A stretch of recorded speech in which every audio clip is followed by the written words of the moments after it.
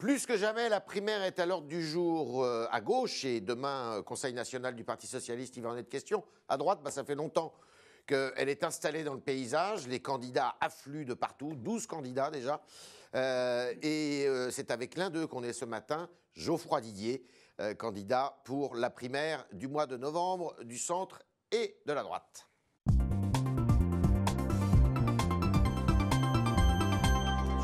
Bonjour. Bonjour Yves Tréhard. Alors avant de parler de la primaire qui va être le grand sujet, la primaire de la droite, Emmanuel Macron a lancé son... La primaire de la gauche. De la gauche, pardon. Oui, mais on va parler de la primaire de la droite. C'est bien ça que je voulais vous dire.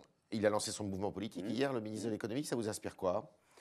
Emmanuel Macron est quelqu'un qui bouscule les certitudes de son camp. Ouais. J'estime que c'est une heureuse nouvelle d'avoir enfin à gauche quelqu'un d'un peu pragmatique, avec une liberté de ton.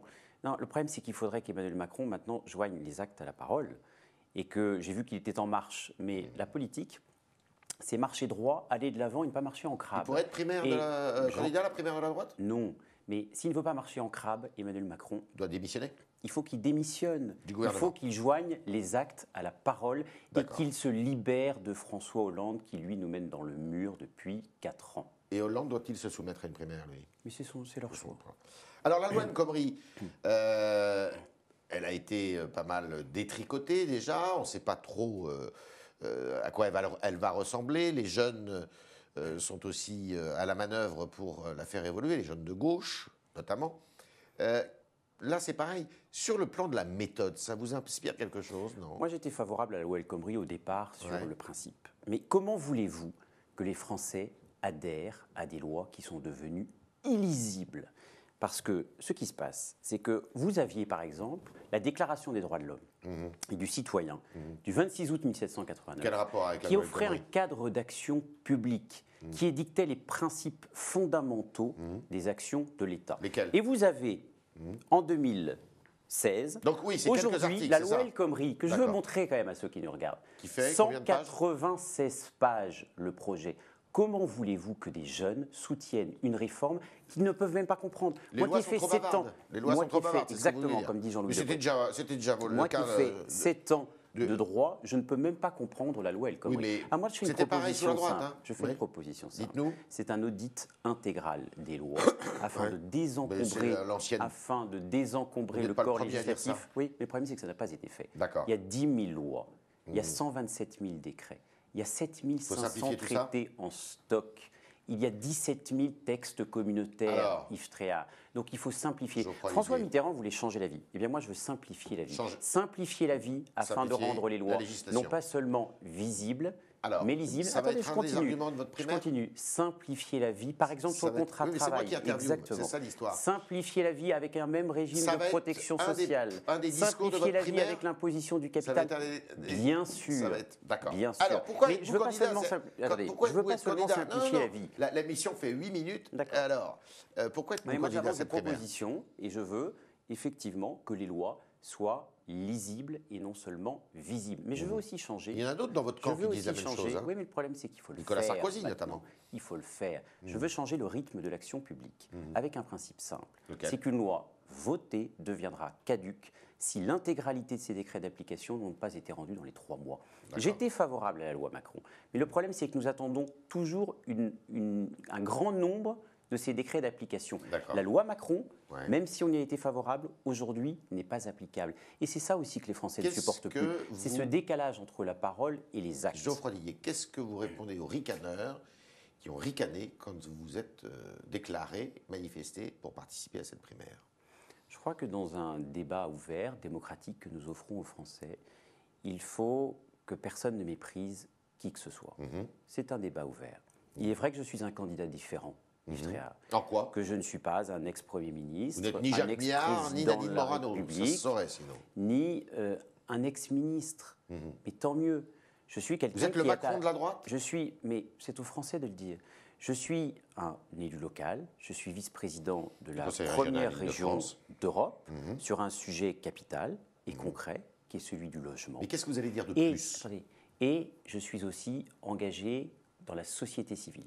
J'ai un métier. Je connais la vie des entreprises. Vous incarnez la société civile. Je connais la vie des entreprises. Je suis avocat au quotidien. Ce n'est pas une question de mode. Ouais. C'est une question d'être en phase avec la société. Et puis j'ai un programme. Oui. Je dévoilerai d'ailleurs chaque semaine mes propositions. Une idée. Mais je veux revenir aux sources de l'engagement politique. L'écoute, parce que beaucoup de dirigeants au niveau national n'écoutent plus les Français. Le mérite, parce que je veux que le mérite devienne la boussole de toute politique publique, avec par exemple un principe simple. Celui qui travaille sera toujours mieux récompensé que celui qui ne travaille pas.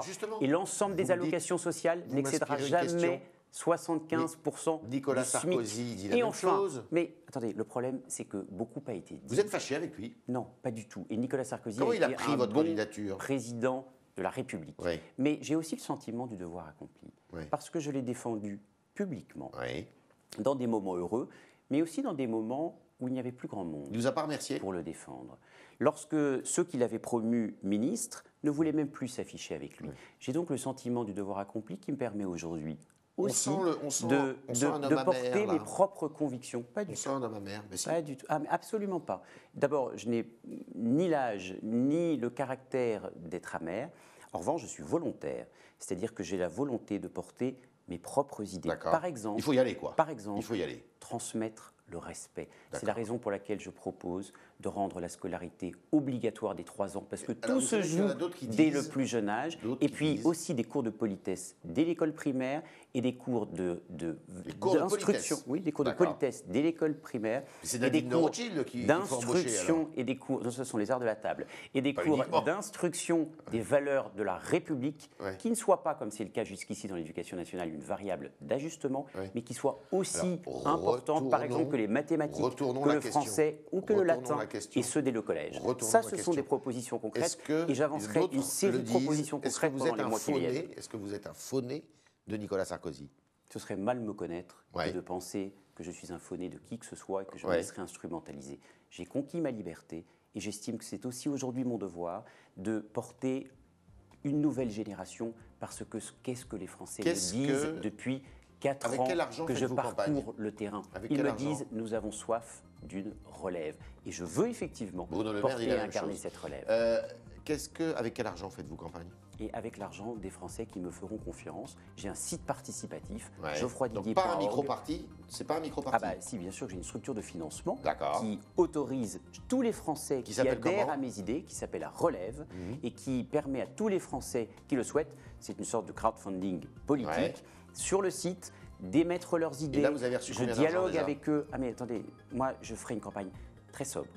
Je ne ferai pas effectivement une campagne avec des meetings à plusieurs centaines de milliers d'euros, parce que je ne le pourrai pas. Je vais faire une campagne sobre et authentique, comme nous l'avions fait pour la droite forte, avec très peu d'argent, mais avec des résultats très étonnants. Et vos parrainages, vous avez déjà des parrains? Parce qu'il faut quand même 20 parlementaires. J'y travaille, vous les aurez avec des militants, avec des élus locaux qui me soutiennent d'ores et déjà, avec des parlementaires qui en réalité sont d'accord avec moi.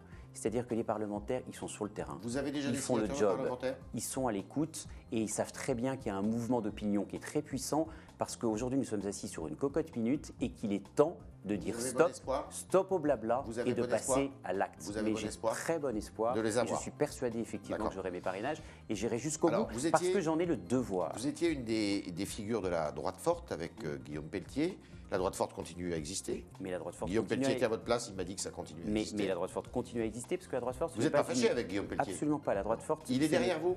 La droite forte, ce n'est pas une hiérarchie, c'est un état d'esprit. Et en réalité, la droite forte, c'était cette volonté d'affirmer haut et fort ses convictions, chose que je continue à faire avec les convictions que nous allons porter, parce qu'il ne s'agit pas uniquement de les dire, il est désormais temps de les mettre en œuvre. Et donc en réalité, ma candidature est le prolongement naturel de ce que nous avions fait avec la droite forte. Est-ce que Guillaume Pelletier va être parmi les 250 élus qui vous apportent leur soutien? J'essaierai de le convaincre, comme tous les autres. Vous savez, je n'essaierai pas uniquement de convaincre les personnes de la droite forte, parce que je suis de droite, j'assume effectivement mes convictions, mais je ne suis pas sectaire, parce que nous avons aussi aujourd'hui le devoir d'aller chercher les bonnes idées, d'où qu'elles viennent. C'est la raison pour laquelle j'ai soutenu la loi Macron. Est-ce que vous espérez que Guillaume Pelletier appelle à voter pour vous à cette primaire? Oui, j'essaierai de convaincre tous ceux qui partagent mes idées, mes convictions et mes valeurs.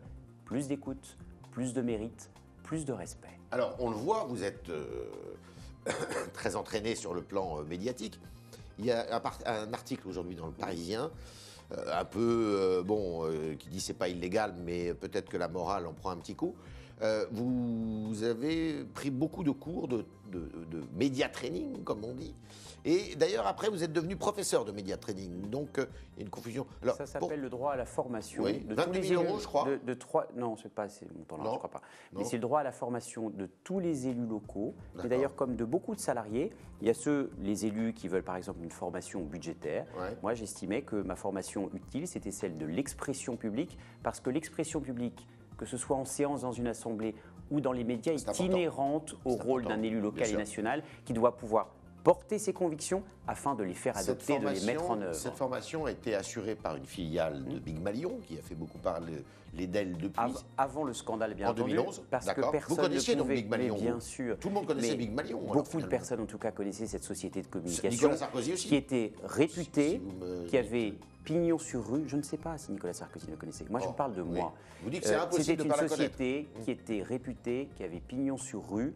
Et personne ne pouvait imaginer à ce moment-là ce qu'allait advenir de cette société. Donc là, vous êtes droit dans vos bottes, il n'y a pas d'histoire. C'est une expression qui n'est pas forcément heureuse. Non, mais il n'y a pas d'histoire. En tout cas, j'assume totalement le fait d'avoir reçu une formation parce que c'est le respect de la loi et que c'est un droit à la formation de chaque élu dont profitent d'ailleurs tous les élus du conseil régional, des maires, qu'ils soient socialistes ou de la droite. Je ne sais même plus, mais ça se trouve facilement. Je crois que c'est quelques milliers d'euros par an. Je crois que c'est droit à la formation. Mais je crois beaucoup, pour tous les élus. Je crois beaucoup, Yves Tréhard, au droit à la formation des élus. Libre à eux ensuite de choisir quelle formation ils souhaitent. J'estime que celle, en tout cas, que j'ai eue est totalement cohérente avec le rôle d'un élu, qu'il soit local ou national. C'était le talk de Geoffroy Didier qui dit Macron, très bien, mais Macron, s'il veut avoir un avenir en politique, il faut qu'il démissionne du gouvernement. Et puis, quant à Geoffroy Didier, lui, justement, il a envie de porter ses idées qui sont faites sur le respect, qui sont fondées sur le respect. Il va même jusqu'à imaginer des cours de politesse, puisque cette politesse se perd. Et il ira jusqu'au bout. Il espère bien avoir ses parrainages d'ici à la mi-septembre, qui sera la deadline. Par ailleurs, il finance sa campagne avec un site qui est un site de participatif, comme on dit aujourd'hui, de crowdfunding. Donc, chacun peut aller donner son écho. Geoffroydidier.org. Geoffroydidier.org. Merci, Geoffroy Didier. Merci, Yves Tréhard.